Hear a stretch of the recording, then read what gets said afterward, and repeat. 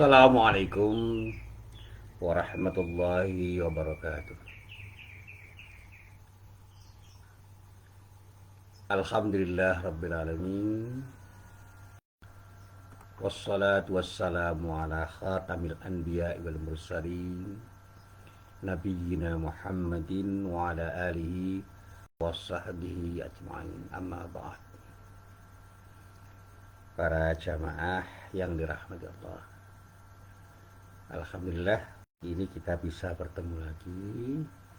Dan sekali lagi kita berharap mudah-mudahan pertemuan kita pada pagi hari ini benar-benar menjadi pertemuan yang mendapatkan ridho dari Allah Subhanahu wa Ta'ala. Amin.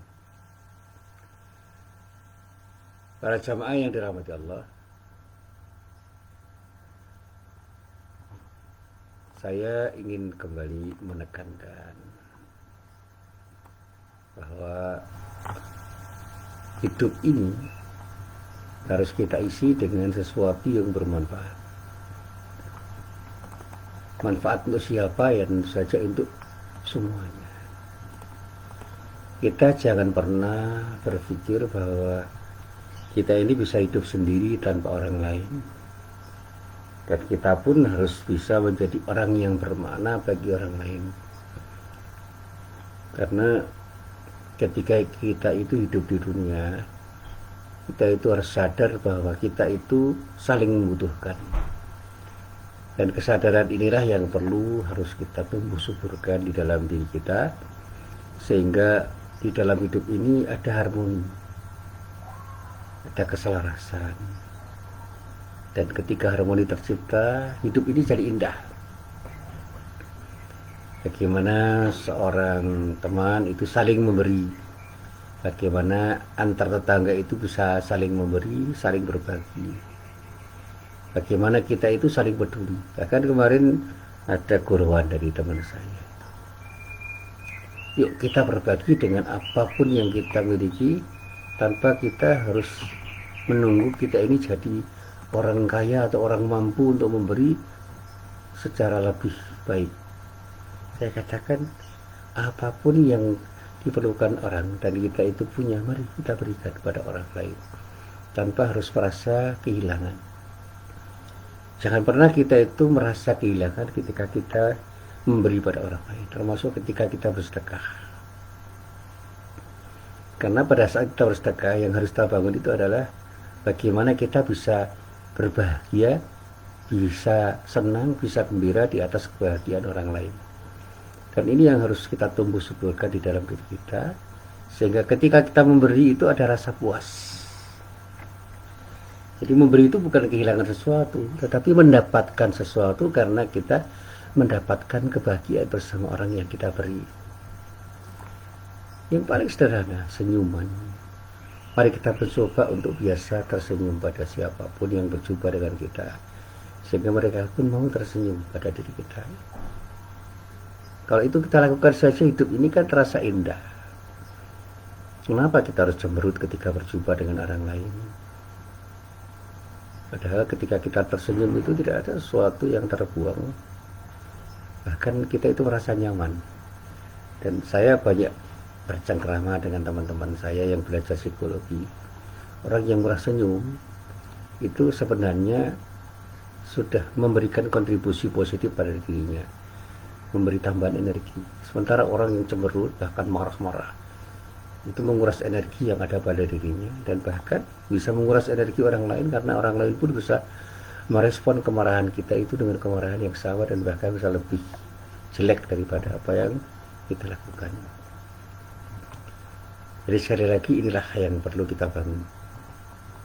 Saya masih ingat ketika saya mencoba untuk menjelaskan sebuah hadis yang diriwayatkan oleh Imam Bukhari dan Imam Muslim, yang isinya itu adalah al-mu'minu lil-mu'mini kal-bunyan yashuddu ba'duhu ba'dahu.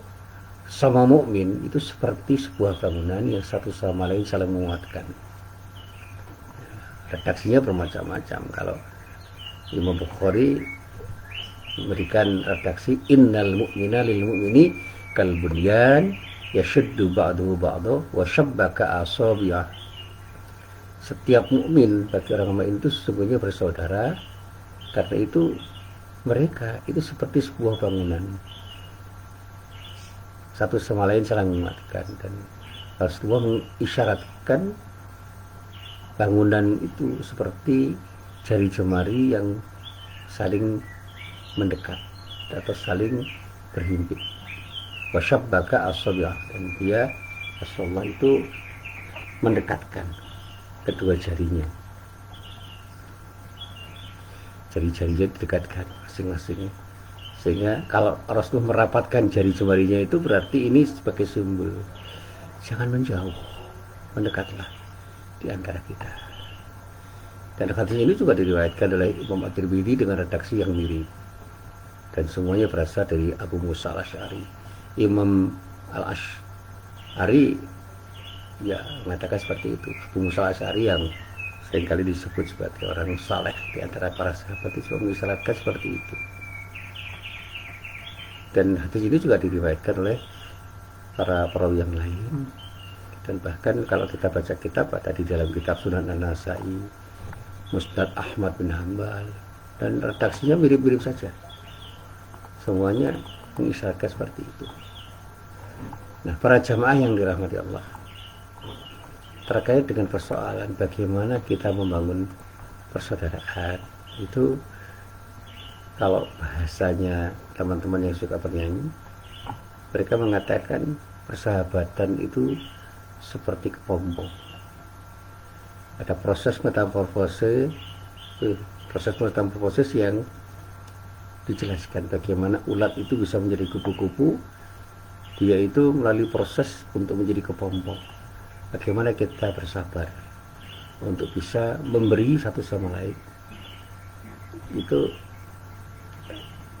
diibaratkan seperti kepompong. Bagaimana proses untuk menjadi lebih baik, itu kita perlu membangun kesabaran, hati. Termasuk ketika kita mau sukses dalam berusaha, ada proses untuk menghasilkan sesuatu. Ketika belajar juga begitu. Saya masih ingat betul dulu betapa sulitnya belajar bahasa Arab. Saya datang ke rumah seorang kiai di Kauman, namanya Kiai Bakir. Setiap sore habis asar sampai maghrib itu belajar dari yang paling dasar, belajar dari fiil, isim, huruf, kemudian belajar untuk mempelajari kalimat-kalimat dalam bahasa Arab yang sederhana, kemudian sampai yang kompleks, kemudian melakukan analisis kata, analisis rangkaian kata, dan analisis kalimat-kalimat, kemudian mencoba mengucapkan dengan pengucapan yang fasih, dan kemudian mencoba memperdengarkan satu sama lain sampai kemudian membaca dan menulis. Itu ternyata butuh waktu dan butuh ketekunan dalam hal-hal yang terkait dengan hal ini, butuh kesabaran prima. Dan itu saya lakukan waktu demi waktu, sampai kemudian saya harus sendiri bersama Kiai Bakir itu. Telah dulu mengawali pelajaran itu dengan 7 orang. Jadi saya bersama 6 orang teman saya itu belajar bersama-sama di rumah Kiai Bakir, dan ternyata yang bertahan cuma saya. Dan itu saya lakukan. Kalau saya ditanya bayar berapa, tidak membayar, bahkan masih dikasih makanan, dikasih minuman, bahkan saya dikasih kitab untuk saya bawa pulang tanpa diminta untuk membayar apapun. Dan beliau senang kalau ada murid-muridnya itu yang serius belajar. Demikian juga saya belajar bahasa Inggris yang ternyata memang tidak saya tahan ketika saya belajar bahasa Arab. Saya belajar grammar, belajar structure, belajar conversation, belajar membaca, belajar menulis itu ya dari awal. Tetapi tidak prima hasilnya karena memang tidak tekun seperti ketika saya belajar bahasa Arab. Dan saya belajar dari awal juga. Termasuk di dalamnya ketika saya itu dulu kesulitan untuk mempelajari dan memahami ilmu usul fikih. Sekarang malah menjadi dosen usul fikih. Saya bukan pakar usul fikih, tapi saya senang belajar usul fikih dan mengajar usul fikih itu karena ada tantangan.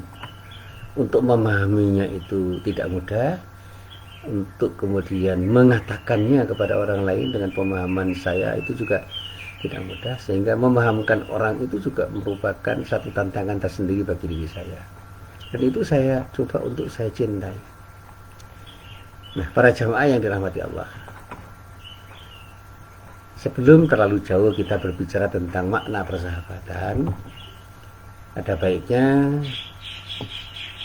kita terlebih dahulu memahami apa arti persahabatan itu. Persahabatan itu adalah menjalin hubungan antar kita.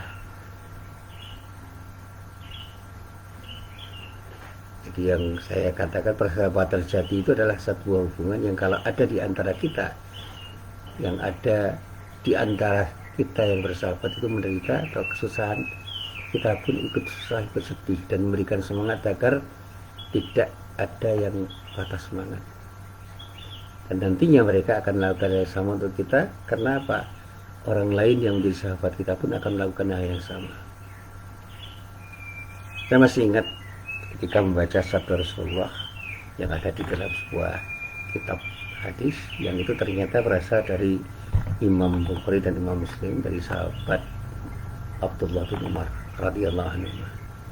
Rasulullah menyatakan, al-muslimu akhul muslim, la yadlimuhu wa la yuslimuhu, wa man kana fi hajati ahli kana Allahu fi hajati, wa man farraja an muslimin kurbatan farrajallahu anhu kurbatan min kurbati yaumil qiyamah, wa man satara musliman satarahu Allahu yaumil qiyamah.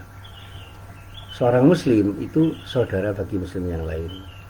Dia tidak akan menzalimi, tidak membiarkan untuk disakiti, dan siapa yang membantu kebutuhan saudaranya maka Allah akan membantu kebutuhannya. Siapa yang menghilangkan satu kesan di antara seorang muslim maka Allah akan menghilangkan satu kesan baginya dari kesan-kesan di hari kiamat. Dan siapa yang menutupi aib seorang muslim maka Allah akan menutup aibnya pada hari kiamat. Ini janji Allah.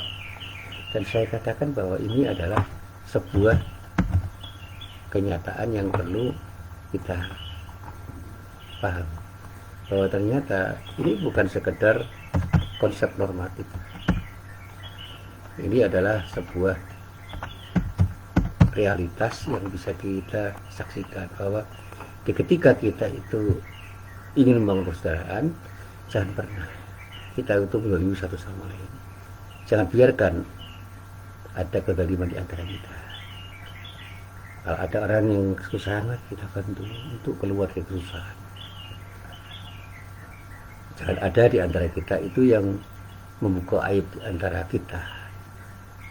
Termasuk ketika kita mengunjing, jangan pernah terjadi seorang mengunjing orang lain di antara kita. Dan itu sebuah persahabatan yang kita bangun secara terus-menerus. Dan janji Allah luar biasa, akan membantu kita sampai pada saat kita berada di hari kiamat.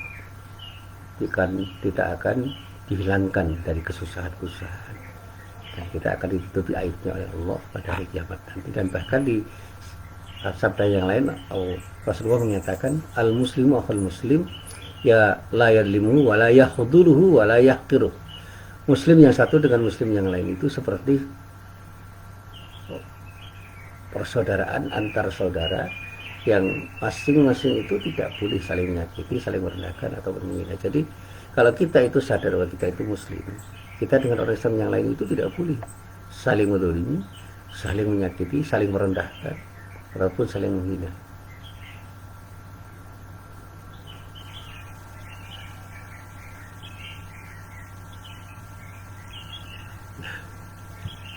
Beliau juga pernah menyatakan, matalul mu'minina fi tawaddihim wa tarahumihim wa ta'atufihim matalul jasad, idza ishtaka minhu 'udhun tada'a lahu sa'irul jasadi bis-sahri wal humma. Orang-orang mukmin dalam hal saling mencintai, mengasihi dan menyayangi itu bagaikan satu tubuh. Apabila ada salah satu anggota tubuh yang sakit, maka seluruh tubuhnya akan ikut merasa sakit, tidak bisa tidur, bahkan panas turut merasakan sakitnya. Dan ini adalah metafor yang luar biasa. Nah, para jamaah yang dirahmati Allah, seringkali persahabatan kita itu kita mulai hanya dengan misalnya menyukai seseorang karena kita bisa menghabiskan waktu bersama-sama, atau mungkin sering membantu kita di dalam mengerjakan tugas-tugas. Jadi kita itu saling membantu mengerjakan tugas-tugas yang sederhana. Mungkin kita mulai menyukai orang yang baik pada diri kita dan rasa cocok karena memiliki banyak kesamaan satu sama lain. Nah, meskipun persahabatan itu bisa kita mulai secara instan dengan spontan dan kemudian bisa tumbuh berkembang dengan sendirinya, namun kalau saya harus ngomong, persahabatan yang dalam itu harus didukung oleh semangat untuk tumbuh dan maju. Jadi antara kita, di antara teman-teman kita harus ada satu komitmen untuk saling menyemangati dan saling membantu untuk meraih tujuan hidup kita masing-masing.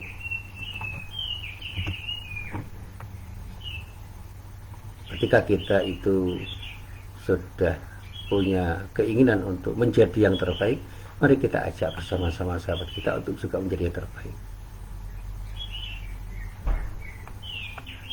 Kita bangun kebersamaan itu dengan saling peduli. Jangan pernah kita itu hanya mementingkan diri sendiri, karena orang lain pun penting bagi diri kita, sebagaimana kita itu menjadi orang yang penting bagi orang lain. Dan kita mulai dari ketulusan, jangan dengan kepura-puraan. Kita cobalah untuk bisa membuat diri kita itu menjadi orang yang secara tulus membangun persahabatan. Jangan ada kebohongan di antara kita. Dan itu yang akan terasa indah. Dan insya Allah kalau kita itu mulai dari kejujuran kita masing-masing, dan kita bangun persahabatan itu dengan setulus-tulusnya, tidak kita poles dengan polesan-polesan yang sifatnya itu artifisial, penuh dengan pura-puraan, penuh dengan basa-basi, insya Allah semua itu jadi indah. Dan semua akan mengalir dengan enak, dengan nyaman. Dan jangan sampai kemudian persahabatan itu menjadi sesuatu yang melahirkan ketidaknyamanan di antara kita karena ada ketidaktulusan di antara kita. Dan inilah yang sering dikatakan oleh orang-orang bijak, bahwa persahabatan itu seperti kekayaan yang sangat berarti. Dan sehingga banyak kata-kata, ungkapan-ungkapan dari orang-orang bijak yang misalnya mengatakan bahwa persahabatan itu sesuatu yang serba indah. Ada seorang filosof namanya Cicero yang mengatakan persahabatan itu lebih rekat dibandingkan pertalian keluarga. Dan sebuah kehidupan tanpa persahabatan, kata beliau, adalah sebuah dunia tanpa cahaya matahari. Bagaimana kalau dunia itu tanpa cahaya matahari? Seorang filosof yang lain, Aristoteles, mengatakan seorang teman adalah seperti dirimu yang lain. Jadilah kita seperti mereka dan jadikan mereka seperti kita, seolah-olah kita itu adalah satu. Dan ini selaras dengan pernyataan Rasulullah, la yu'minu ahadukum hatta yuhibba li akhihi ma yuhibbu li nafsihi. Tidaklah beriman seorang dari kalian sehingga dia mencintai saudaranya seperti dia cintai dirinya sendiri. Nah, para jamaah yang dirahmati Allah, saya katakan, orang boleh kaya, tapi jangan kemudian dengan kayaan itu lupa kepada orang miskin. Ingatlah bahwa mereka yang miskin itu perlu bantuan kita. Orang boleh pintar, tapi jangan kemudian karena kita pintar meremehkan orang yang bodoh. Orang yang bodoh itu perlu bantuan kita agar mereka terangkat dari bodohannya dan menjadi orang pintar seperti kita. Kita boleh kuat, tapi jangan melemahkan orang yang lemah. Kita justru harus membantu orang yang lemah agar menjadi kuat seperti diri kita. Kita boleh berkuasa, tetapi jangan pernah kekuasaan kita gunakan untuk mendolimi orang yang lemah. Bantulah siapapun dengan kekuasaan yang kita miliki agar mereka berdaya. Jangan pernah kita menyepi di atas keramaian orang, dan jangan biarkan orang kesepian dengan keramaian. Mari kita bangun persahabatan itu untuk menjadikan diri kita punya makna pada siapapun dan jadikan mereka bermakna pada diri kita. Dan sekali lagi, itu semua akan hanya bisa terwujud kalau kita punya kemauan dan keberanian untuk mulai. Dan keterampilan untuk membangun persahabatan itu tidak bisa instan kita miliki. Oleh karenanya, ketika kita mau membangun persahabatan, mari berlatih untuk saling peduli di antara kita, berangkat dari kejujuran kita masing-masing, dan mari kita berikan yang terbaik untuk siapapun yang menjadi sahabat kita, agar mereka juga tergerak untuk memberikan yang terbaik untuk kita. Sampai pada saat ilustrasi saya katakan, suami yang baik itu harus bisa membangun persahabatan dengan memberikan yang terbaik untuk istrinya, demikian juga sebaliknya. Orang tua yang baik itu adalah orang yang bisa membangun persahabatan bersama anaknya dengan memberi yang terbaik pada anak-anaknya, demikian juga sebaliknya. Anak yang baik itu adalah anak yang bisa memberikan sesuatu yang terbaik kepada orang-orang tuanya. Kalau kita bertetangga, mari kita belajar untuk berikan yang terbaik pada tetangga kita, dan ajaklah mereka, motivasi mereka, bangunkan mereka untuk bisa memberikan yang terbaik pada diri kita. Di kantor juga begitu, jadilah orang yang bisa saling memberi yang terbaik. Insya Allah dengan saling memberi yang terbaik, kita akan menjadi berdaya bersama-sama. Jangan saling memperdaya, tapi saling memperdayakan. Tidak berasik. Mari kita mulai dari diri kita sendiri sekarang juga, dan semangat kita harus kita bangun terus untuk menjadikan diri kita menjadi orang yang bisa berbagi pada orang lain, dan berikan semangat pada orang lain agar orang lain juga mau berbagi pada diri kita, sehingga antar kita menjadi orang yang selalu punya semangat untuk saling berbagi. Inilah arti persahabatan yang sejati. Jangan pernah kita biarkan teman kita itu terpuruk, tetapi kita sebaliknya harus memberikan sesuatu terbaik agar mereka berjaya, seperti ketika kita berharap agar kita juga berjaya dengan bantuan mereka yang bersahabat dengan diri kita. Inilah apa yang bisa saya sampaikan dalam kesempatan pagi hari ini, mudah-mudahan bermanfaat. Billahi taufik wal hidayah. Assalamualaikum warahmatullahi wabarakatuh.